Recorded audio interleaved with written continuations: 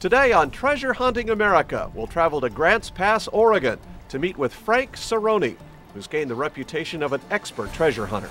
In the old days, they used to bury their stuff before they went to sleep at night and then have a campfire on top of it.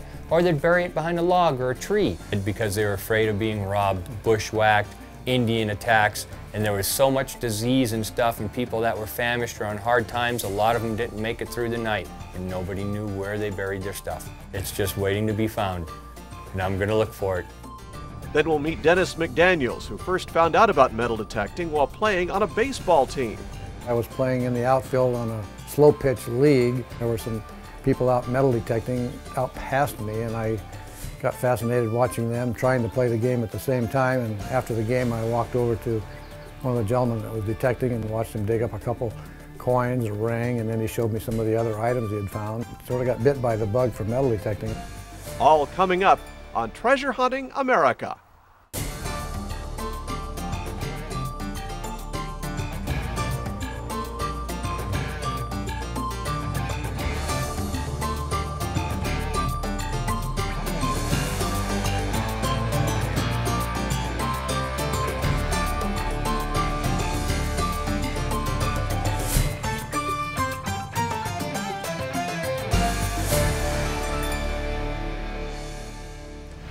Hello and welcome to another episode of Treasure Hunting America. I'm your host, Mark Hendricks. For the next half hour, we'll share some amazing stories of everyday treasure hunters across the country. Our first treasure hunter is Frank Serroni. Frank began his interest in gold prospecting during high school, but didn't really get started in metal detecting until his wife lost her wedding ring, only a few months into their marriage. She came home one day crying. She said, I lost my wedding ring. She had mowed part of the yard the night before with a self-propelled pushed mower. So I started thinking, I wonder if she'd lost it in the yard. So like a smart man I am, I went out there and got on my hands and knees for 45 minutes and crawled around where I could tell she mowed. And then I realized I had a metal detector in the closet for years that I'd never even really used.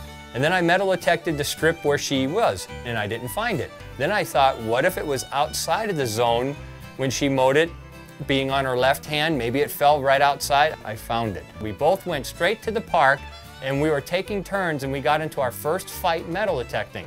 I'd start digging, getting a coin, then it would be her turn and she'd take the machine away from me.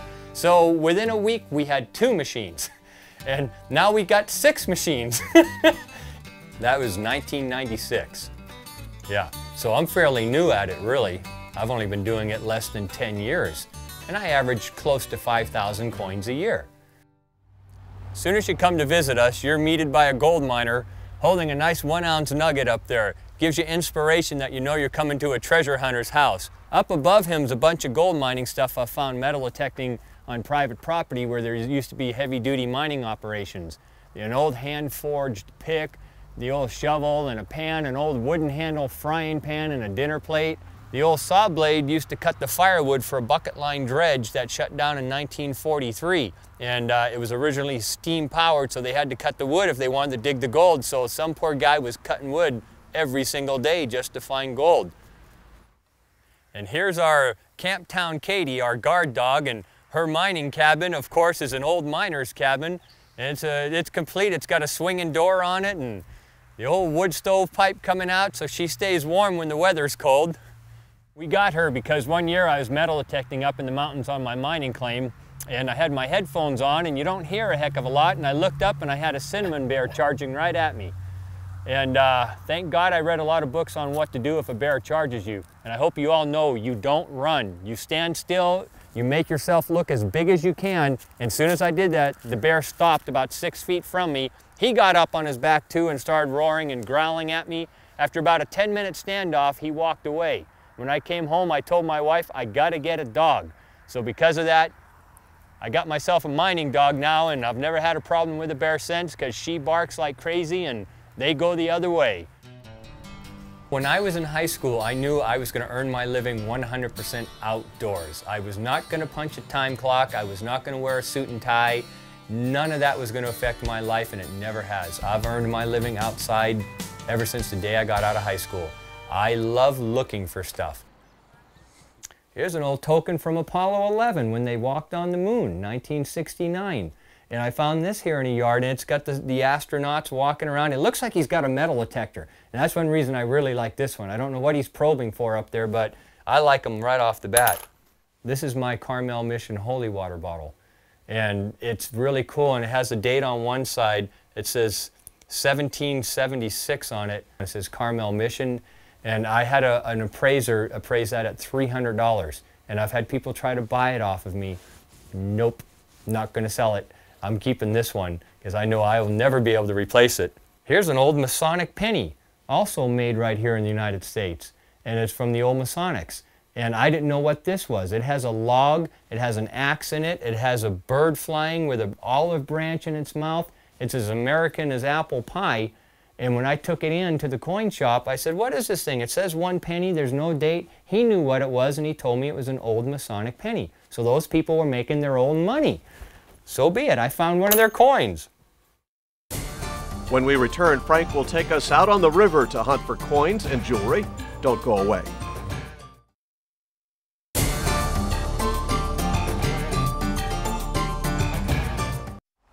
Welcome back to Treasure Hunting America. From gold prospecting to park hunting, Frank Cerrone really enjoys his time in the outdoors. And one of his favorite places to hunt is in the water. I like it because I'm always nice and cool, and I like being in the water, being a miner anyway. And you're in your own world, the fish, the crawdads, and the coins, the jewelry, and all the good stuff. And then all you gotta do is just move some rocks, fan the bottom, and whatever it is looking right at you. It's normally quick, easy, and fun. Basically, we're on a false bedrock right here. It's hard like cement. Your coins and jewelry are sliding right along it, and then there's pockets and grooves that it all falls in. I've gotten 8 coins out of 1 pocket so far. It's the best I've done in 1 spot. And what I'm trying to do is find those pockets. And then when I do, boom, pay dirt. Or I find a bunch of nails mixed in with coins. And I've been finding a lot of nails, nuts and bolts down here too. So that's part of the thing. Every time I find a nail, I slide it in this little device here. I take it out of the swimming hole. It's about loaded with stuff right now. All the junk I find I remove so that kids don't step on it and get hurt. It's a nice public service. All the good stuff I throw on this side. So everything over here, coins, jewelry, over here is all junk too. So